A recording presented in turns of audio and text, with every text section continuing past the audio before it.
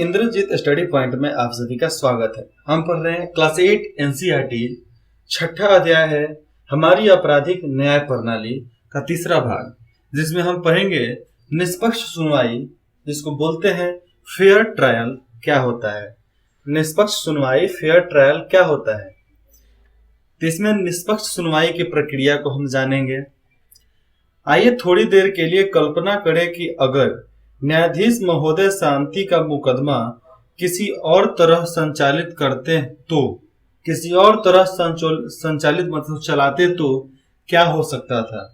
अगर अदालत ने शांति को आरोप पत्र, जो चार्जशीट बनता है, आरोप पत्र और गवाहों के बयानों की नकल न दी होती तो क्या होता। अगर न्यायाधीश किसी ऐसी जगह पर मुकदमा चला, शांति और सुशील दोनों ही नहीं जा सकते, मतलब एक ऐसे जगह पे अदालत चलता जहां पर ये दोनों नहीं जा सकते तो क्या होता। अगर न्यायाधीश शांति के अधिवक्ता राय को अभियोजन की ओर से प्रस्तुत किए गए श्रीमती सिंधे आदि गवाहों से जिरह करने, उससे वाद विवाद करने, बहस करने का पर्याप्त समय न दिया होता तो पहले ही मान लेते कि शांति दोषी है तो क्या होता। पहले ही मान लेते कि शांति दोषी है तो क्या होता, क्या वो जेल में जाती। अगर इस तरह की कोई भी बात होती तो इसे निष्पक्ष सुनवाई नहीं कहा जा सकता। इसे निष्पक्ष सुनवाई नहीं कहा जा सकता। निष्पक्ष का मतलब ये हो गया, आपका भी सुनेंगे, इनका भी सुनेंगे, उनका भी सुनेंगे और इनका भी सुनेंगे, तब बाद में जाकर कोई भी फैसला हम देंगे।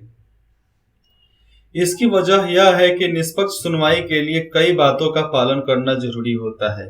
संविधान के अनुच्छेद 21 में जीवन के अधिकार का आश्वासन दिया गया है। इसका अर्थ यह है कि किसी भी व्यक्ति के जमीन या स्वतंत्रता को केवल एक तर्कसंगत और न्यायपूर्ण कानूनी प्रक्रिया के जरिए ही छीना जा सकता है। अगर कानूनी प्रक्रिया वैसा हो तभी उनके चीजों पर हाथ लगाया जा सकता है, नहीं तो नहीं लगाया जा सकता। निष्पक्ष सुनवाई में यह सुनिश्चित किया जाता है कि संविधान के अनुच्छेद 21 का पूरी तरह पालन किया जाएगा।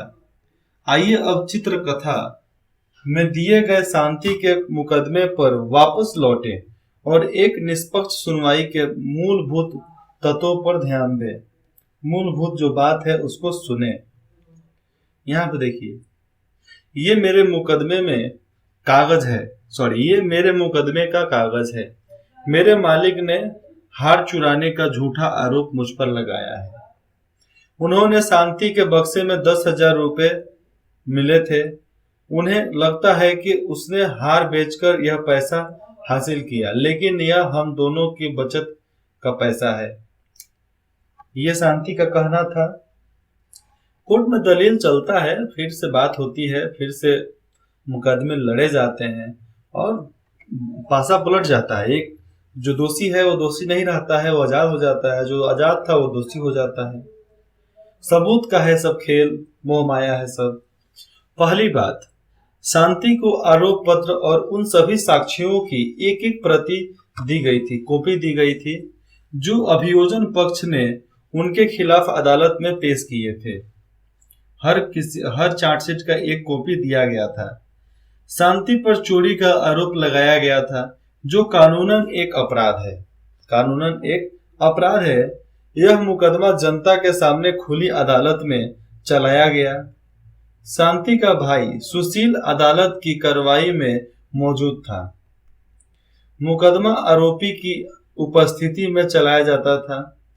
देखो, आरोपी उपस्थिति, उनकी उपस्थिति में ही इस मुकदमा को चलाया जाता था। उपस्थित होगा तबे, मतलब वहां पर प्रेजेंट होना चाहिए, अब्सेंट नहीं। शांति का एक वकील ने बचाव किया। वो बचाव कमला रॉय नाम था उनका।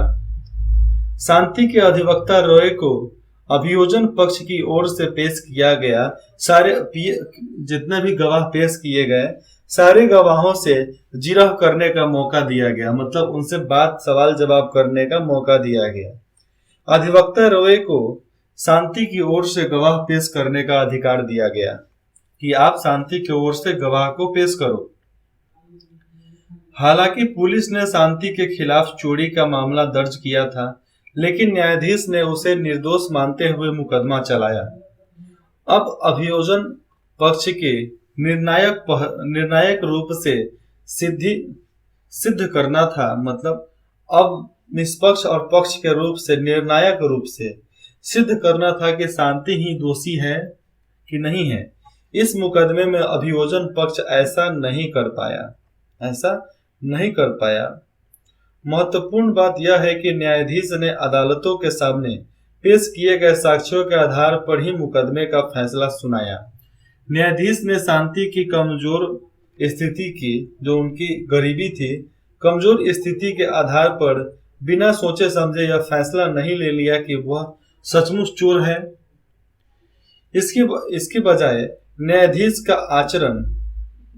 जज का आचरण, उसका स्वभाव लगातार निष्पक्ष रहा, मतलब किसी के पक्ष में नहीं रहा। चूंकि साक्ष्यों से यह सिद्ध हो जाता है कि शांति की बजाय कुछ युवकों ने चोरी की थी, शांति नहीं की थी, उसके बजाय कुछ लड़कों ने चोरी की, इसलिए उन्होंने शांति को आजाद कर दिया। शांति को इसलिए न्याय मिला क्योंकि उसे निष्पक्ष सुनवाई का मौका दिया गया था, नहीं तो नहीं मिलता। इस अध्याय में हमने जिन लोगों का जिक्र किया है, संविधान और कानून दोनों में यह कहा गया है कि उन लोगों को अपनी जिम्मेदारी सही ढंग से निभानी चाहिए।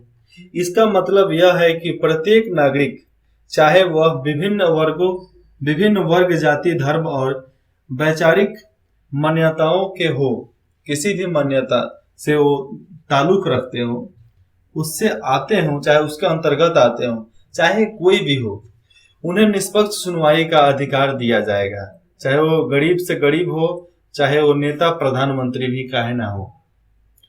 कानून का शासन कहता